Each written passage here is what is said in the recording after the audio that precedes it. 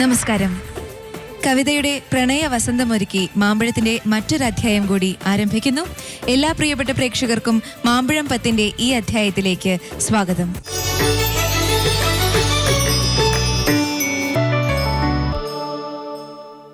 മാമ്പഴത്തിൽ ഇന്നത്തെ അധ്യായത്തിൽ ആദ്യം ഒരു യുഗ്മ കവിതയാണ്. ഈ യുഗ്മ കവിത ചൊല്ലാനായി ഞാൻ വേദിയിലേക്ക് സ്വാഗതം ചെയ്യുന്നു അഞ്ജനയെയും സാന്ദ്രയെയും.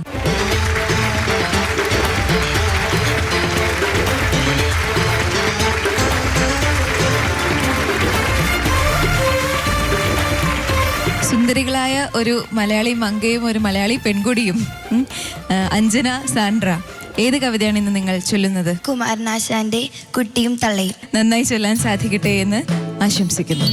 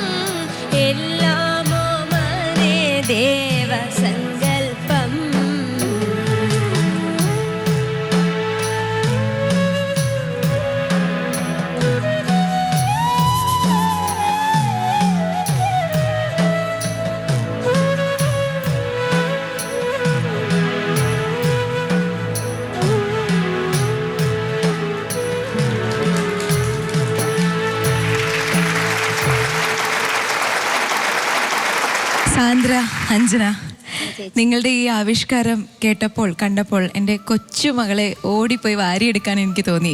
എത്ര വാത്സല്യ നിർഭരമായ ഒരു അന്തരീക്ഷമാണ് നിങ്ങൾ ഇവിടെ സൃഷ്ടിച്ചത്. ആശാന്റെ ഈ കവിതയിലൂടെ. വിധികർത്താക്കൾ എങ്ങനെ വിലയിരുത്തുന്നു ഈ കാവ്യാലാപനത്തെ എന്ന് ചോദിച്ചറിയാം. ലീലാകൃഷ്ണൻ സർ. അഞ്ജന സാന്ദ്ര ഒന്നാന്തരമായി. ഇതിനേക്കാൾ നന്നായിട്ട് ഈ കവിത ചൊല്ലി അഭിനയിക്കാൻ പറ്റില്ല. കുമാരനാശാൻ മാമ്പഴത്തിലെ യുഗ്മ കവിതയ്ക്ക് വേണ്ടി എഴുതി തന്നതാണെന്ന് തോന്നുന്നത്. അതിനു വേണ്ടി പ്രത്യേകമായിട്ട് എഴുതി തന്നതുപോലെയാണ് ഈ കുട്ടിയും തള്ളയും. സാന്ദ്ര പ്രായം കുറഞ്ഞൊരു കുട്ടിയായി അല്ലേ? അഞ്ജന പ്രായം കൂടി അമ്മയായി. ഒരേ സമയത്ത് ഈ രണ്ട് രൂപപരിണാമവും സംഭവിച്ചു. അത് ഏറ്റവും അഗാധമായി ഒരൊറ്റ കുഴപ്പമേ പറ്റിയുള്ളൂ. നാം ഇങ്ങ് അറിയുവതൽപ്പം എന്നാണ്. നാം ഇങ്ങ് കാണുവതൽപ്പമല്ല, നാം ഇങ്ങ് അറിയുവതൽപ്പം, എല്ലാം ഓമനെ ദൈവസങ്കല്പം.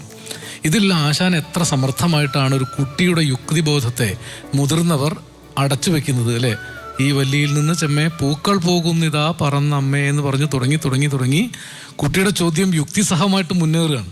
കുട്ടി വളരെ യുക്തിയോടും ശാസ്ത്രബോധത്തോടും കൂടിയൊക്കെ തന്നെയാണ് ചോദിക്കുന്നത്. പക്ഷെ അവസാനം ഉത്തരം പറയാൻ പറ്റാതെ ആകുമ്പോൾ ദൈവത്തിൻ്റെ അക്കൗണ്ടിലേക്ക് ഇതൊക്കെ കൊണ്ടുപോയി ചേർത്ത് വളരാൻ അനുവദിക്കാതെ ദൈവം എന്നൊരു തടവിലേക്ക് നമ്മുടെ യുക്തി ചിന്തയെ എങ്ങനെയാണ് നമ്മൾ ഒതുക്കുന്നത് എന്നത് ആ അർത്ഥത്തിലും വേണമെങ്കിൽ വിശാലമായ ഒരർത്ഥത്തിൽ ഇതൊക്കെ അജ്ഞേയമായ എന്തോ ആണെന്നുള്ള ഒരർത്ഥത്തിലും, രണ്ടർത്ഥത്തിലും ആശാൻ ഇതിൽ സൂചിപ്പിച്ചു വെച്ചിട്ടുണ്ട്.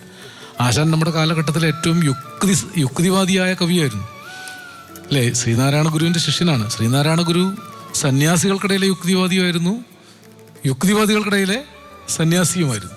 സ്വന്തം ദൈവത്തെ കണ്ടെത്തുന്നവർക്ക് മാത്രമേ സ്വാതന്ത്ര്യമുള്ളൂ എന്ന് പ്രഖ്യാപിക്കാൻ അരുവിപ്പുറത്ത് കല്ലെടുത്ത് ദൈവത്തെ സൃഷ്ടിച്ച ആളാണ്.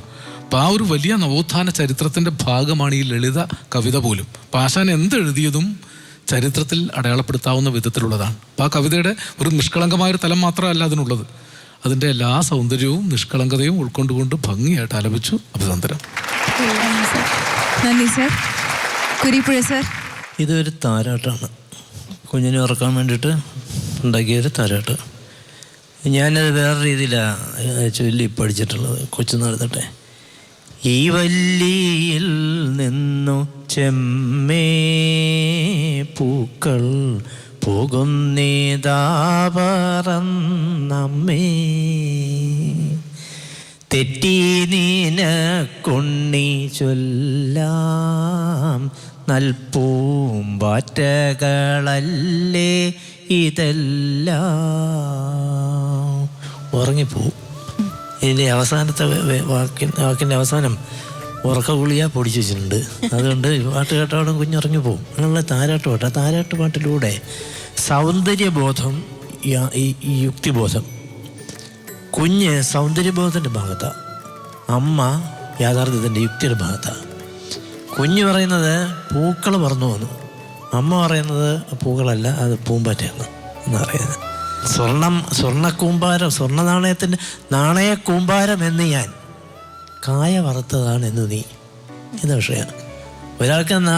ഒരാൾക്ക് ഉപ്പേരിയുടെ കായ വറുത്തതിൻ്റെ കൂമ്പാരം കാണുമ്പോൾ അത് സ്വർണ്ണ നാണയത്തിൻ്റെ കൂമ്പാരമാണ് എന്ന് തോന്നുന്നു. മറ്റൊരു പറഞ്ഞ അങ്ങനെയല്ല, ഇത് കായ വറുത്തതാണ് എന്ന് പറയുന്നത്.